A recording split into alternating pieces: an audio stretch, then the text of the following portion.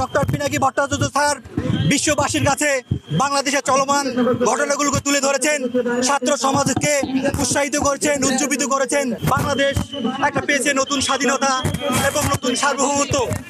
এই সার্বভৌমত্বের জন্য ছাত্র জনতার পাশাপাশি আমাদের বিশ্ব মিডিয়াকে আমাদের বাংলাদেশের সরকারের বর্বরচরিত কর্মকাণ্ড, আমাদের উপরে যে জুলুম, নিপীড়ন, গুম, হত্যা, আয়নাঘরের কাহিনী বিশ্ববাসীর কাছে তুলে ধরেছেন। তার মহানায়ক হচ্ছেন doctor Pinaki Bhattacharya. Doctor Pinaki Bhattacharya sir বিশ্ববাসীর কাছে বাংলাদেশের চলমান ঘটনাগুলোকে তুলে ধরেছেন, ছাত্র সমাজকে উৎসাহিত করেছেন, উজ্জীবিত করেছেন। তিনি একজন মেধা এবং প্রকাশশীল ব্যক্তিত্ব এবং সারা বিশ্বব্যাপী তার একটা সুখ্যাতি আছে বলে আমি মনে করি। এবং বর্তমান ছাত্র জনতার কাছে তার যথেষ্ট গ্রহণযোগ্যতা আছে। তরুণ সমাজের জাগরণের অগ্রদূত পিনাকি ভট্টাচার্য।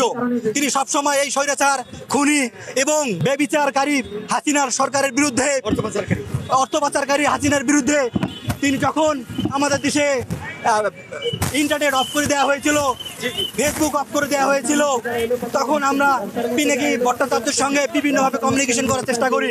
আমাদের ছাত্রদের উপর জুলুম, নির্বিচারের গুলি এবং বিভিন্ন ধরনের পৈশাচিক নির্যাতনের কথা আমরা পিনাকি ভট্টাচার্যের কাছে তুলে ধরি।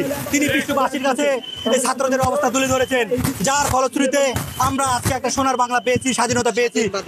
৩৫ নম্বরে দাঁড়িয়ে কথা বলতে পেরেছি ইনশাআল্লাহ। এই ছাত্র জনতা, এই বাংলাদেশের স্বাধীনতা ততদিন থাকবে, এই বাংলাদেশ যতদিন থাকবে, এই ছাত্র জনতার অভ্যুত্থান যতদিন থাকবে, ততদিন পিনাকি ভট্টাচার্যের নাম থাকবে।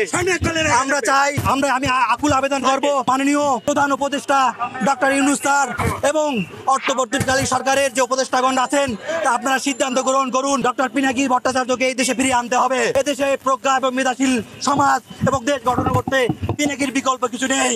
আপনারা কি বলেন? আমরা পিনাকিকে এই দেশে চাই, পিনাকি ভট্টাচার্যকে এই দেশে চাই।